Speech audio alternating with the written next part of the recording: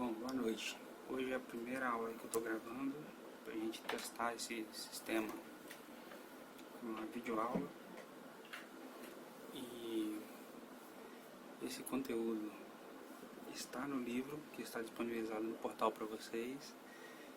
Eu vou fazer só um resumo dele. Vou tentar gravar o vídeo com no máximo 15 minutos e se ultrapassar esses 15 minutos eu faço um segundo vídeo por causa do tamanho do mesmo e limitação de tráfego de dados aí na rede, né? Então a gente precisa reduzir o tamanho do vídeo. Beleza? Vamos em frente. O nosso conteúdo hoje, da aula de hoje, é a unidade 1, seção 3, que é essa parte de amplificadores de potência. Beleza? E a bibliografia principal que eu estou usando aí é esse primeiro livro que eu já passei para vocês, que é o do Malvino. São dois livros, né? Volume 1 e volume 2. E o livro da instituição que está disponibilizado para vocês no portal. Primeira coisa, qual a diferença entre potência RMS e potência PMPO? A gente já discutiu sobre isso antes.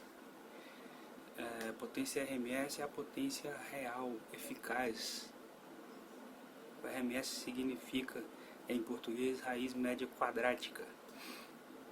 Dentro de um sinal senoidal a gente tem semiciclo positivo, semiciclo negativo. E para fazer a média matemática desses caras, a gente teria que somar a área do semiciclo positivo com a área do semiciclo negativo e dividir por 2. Porém, como ambos têm a mesma amplitude com sinais trocados, sinais opostos, ao fazer essa soma, zera. Então não dá para fazer o cálculo por aí. O recurso matemático que a gente tem é a raiz média quadrática, que nada mais é que a raiz quadrada da função que a gente está analisando, que seria a raiz média da raiz quadrada da integral da função que a gente está analisando, que seria a função seno. Vocês já conhecem, a gente já usou esse conceito lá atrás em tensão de pico, tensão eficaz. A tensão eficaz é a tensão de pico sobre rede 2. A gente já estudou esse conteúdo antes. No caso de potência, o conceito é basicamente o mesmo. O valor eficaz aí corresponde a aproximadamente 70% do valor de pico, do valor máximo do sinal, ok? Já a grandeza conhecida como PMPO, que a gente vê muito aí em anúncios de equipamentos de som, geralmente é um valor muito acima do valor RMS, varia muito de fabricante para o outro, geralmente isso está em torno aí de 9 a 10 vezes acima do valor RMS, mas a gente não tem um parâmetro para isso a nível comercial. Cada marca tem uma grandeza diferente, uma relação diferente aí para chegar nesse valor PMPO. Na teoria, o que significa esse PMPO? Seria o valor de pico a pico da potência, ou a potência de pico de saída do sinal. Por exemplo, a gente está analisando o sinal de áudio, seria a gente pegar a potência instantânea no pico da onda senoidal que está sendo enviado para o amplificador, para o alto-falante. Então seria o pico da potência que o meu sistema vai entregar. Só que isso é instantâneo, o valor é instantâneo. Na média, esse valor vai cair muito e a gente vai trabalhar com o valor RMS. Ok? O valor PMPO então seria o pico de força de saída musical, que seria a potência calculada no pico do sinal, no valor máximo do semiciclo. Ok? Seria basicamente essa a ideia. A gente tem ali no semiciclo positivo a setinha preta, que seria o valor o pico máximo que o meu sinal vai chegar. O valor PMPO seria calculado pegando os extremos, ok? Seria o valor máximo de pico de potência ali em cada semiciclo. Já o valor RMS é o valor eficaz, que seria aproximadamente 70% desse valor. 70% do valor de pico.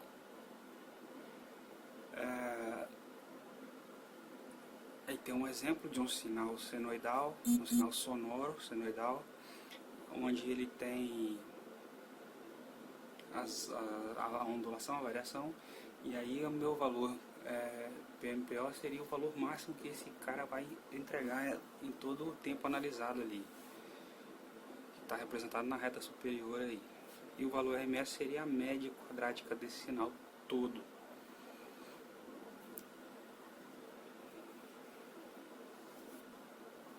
Bom, com relação aos amplificadores de potência especificamente, no caso de, geralmente a maior parte desses amplificadores são aplicados em sistemas de áudio, sistemas de som, ok? E, então a gente tem uma relação importante aí que relaciona a saída em áudio, a potência sonora que o meu sistema está entregando, em relação à potência elétrica que o meu sistema está consumindo. Então seria a potência elétrica que a fonte de energia está fornecendo e a potência sonora lá no final. A gente faz a relação entre esses dois caras e chega na eficiência do sistema. Quanto mais eficiente for o meu sistema, menos energia ele vai gastar para converter aquele sinal que está entrando em um sinal sonoro. Ok?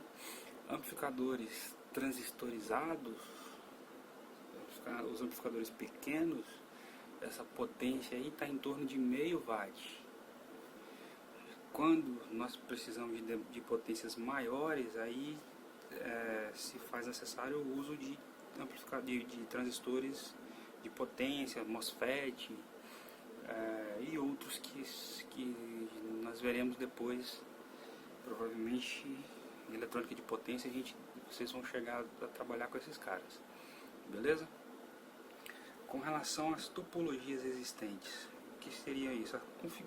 As configurações possíveis aí para o sistema, para a montagem desses circuitos. A gente tem topologias, as classes A, B, C e D, que são as principais, e existem ainda classe E e F, que não são muito utilizadas. Para amplificadores de potência de áudio, geralmente a gente usa os amplificadores classe A e B, são os mais utilizados, principalmente o classe B por causa da eficiência, ok?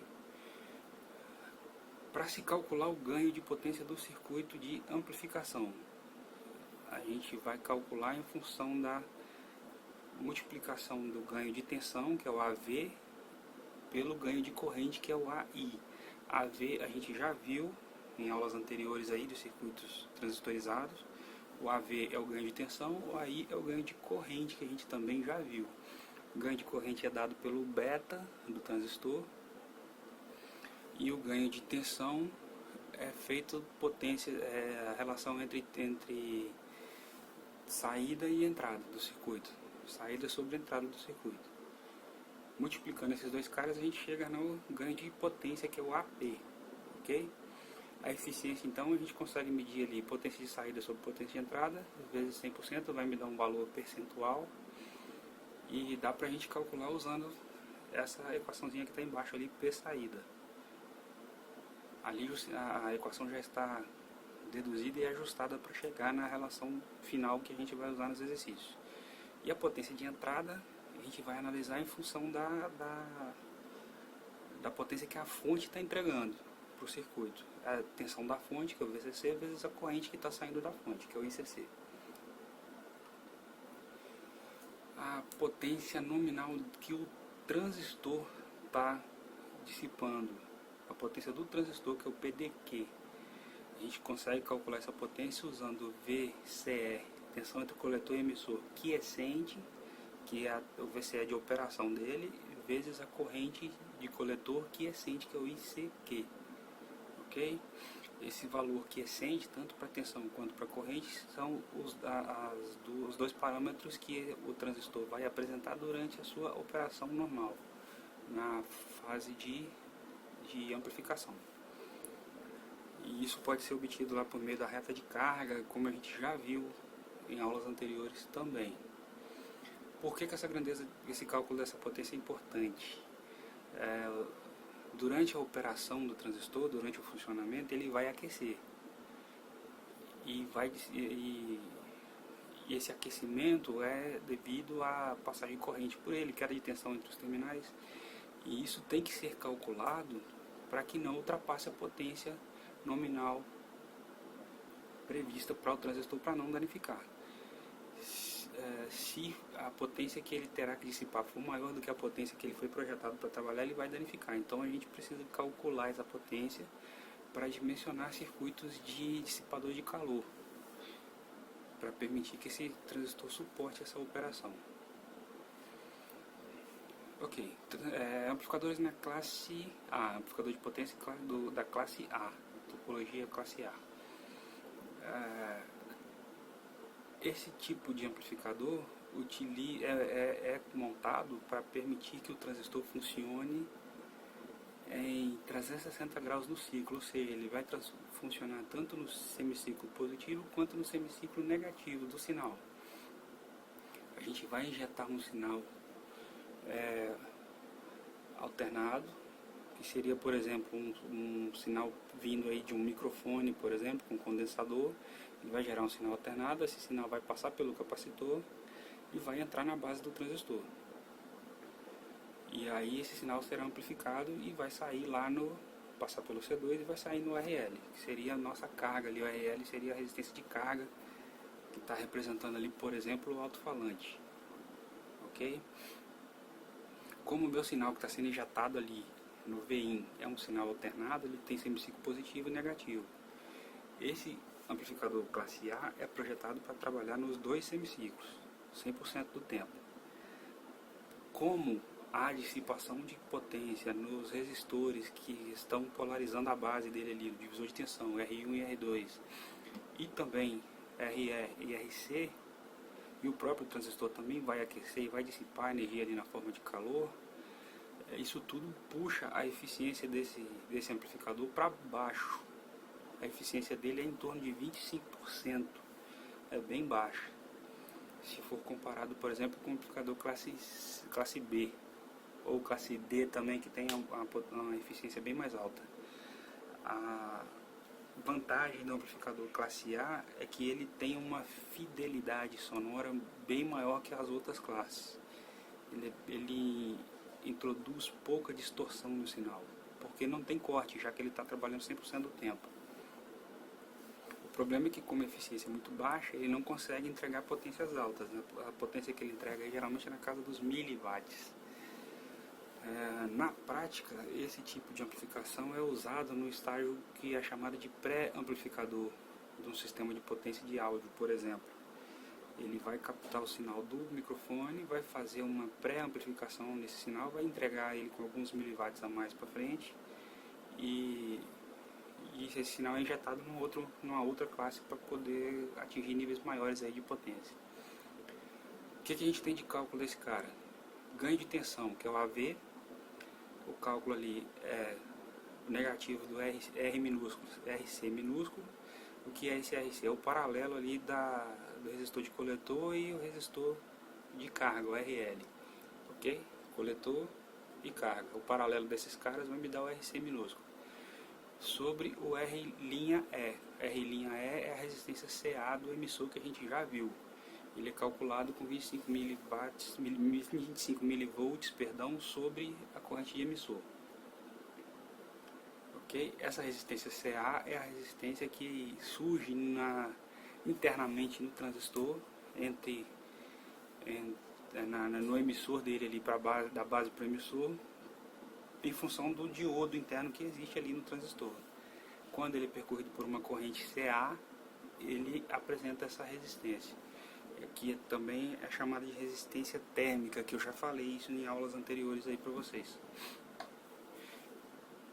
Então, essa operação aí, o AV, vai me dar o ganho de tensão. O ganho de corrente é em função do beta, ok? Que é o IC sobre IB. Vai entrar uma corrente pequena no IB e ele vai me dar uma corrente maior no IC. E a relação entre esses dois caras vai me dar o beta. Então, fazendo a multiplicação entre os dois, aí a gente chega na relação para calcular o ganho de potência do amplificador, que seria o AP. O AP, então, é o beta vezes o paralelo de RC com RL sobre o R'E. calcular a potência de entrada. Tensão da fonte vezes a corrente que está saindo da fonte de tensão, da fonte VCC. Ou ainda a gente pode fazer tensão da fonte vezes o I1 mais o I2. O I1 é a corrente de polarização do transistor e o I2 é a corrente do ponto quiescente do transistor, que seria a corrente de coletor, ok? Então o I1 é a corrente que vai passar em R1 e o I2 é a corrente que vai passar em RC. Ok? E os cálculos estão, as fórmulas estão aí. Eficiência, potência saída sobre entrada vezes 100, que fazendo a substituição das equações e ajustando a gente chega naquela relação ali. E o cálculo de I1, que seria o VCC sobre R1 mais R2. Por quê? A corrente que passa em R1, uma parte dela vem para a base do transistor e o restante vai descer para R2. Só que como a corrente de base é muito mais baixa, na casa dos microamperes, ela é muito mais baixa que o que vai descer para o R2, a gente pode, se o ganho do transistor for alto, acima de 100, por exemplo, a gente já pode considerar que a corrente que vai passar em R1 é igual à corrente que vai passar em R2.